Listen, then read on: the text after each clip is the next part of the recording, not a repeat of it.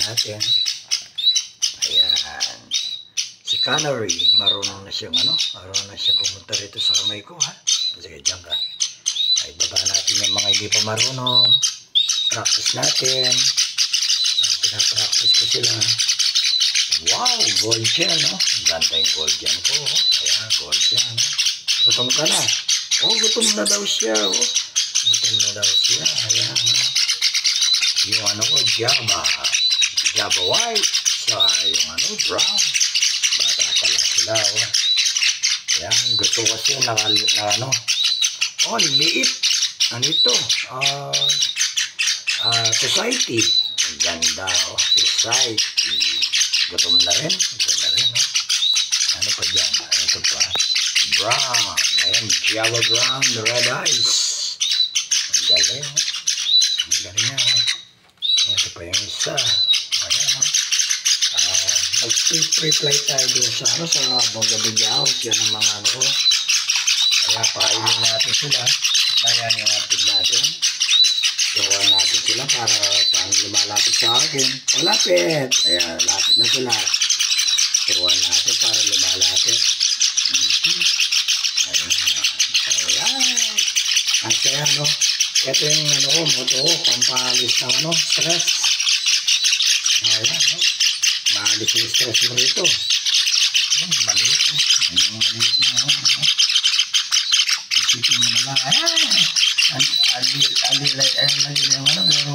sakto lang, no? Sakto lang yung mapakain mo.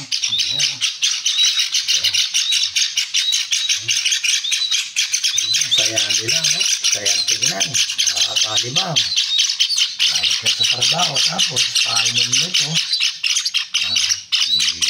Wala yung problema mo. Hindi naman, hindi tao lang tayo. Meron tayong problema. Pero masarap yung nag-aalagang ibon. Tapos, alam niyo yung mga magulang nito nakakulong. Ngayon, gusto ko yung mga anak nila, hindi nila matikman yung nakakulong. I-trip-light natin dito sa Bongga House para mamuhay sa labas. Kung aalis nyo sila, kung wala akong magagawa, kung maligaw, alis na, subukan natin sila mag-trip-light. Malaya sila. Hindi naman pwede yung yung mga nasa kulungan tapos ilalabas mo. Hindi pwede yun, mamamatay lang yung ibon, walang makain.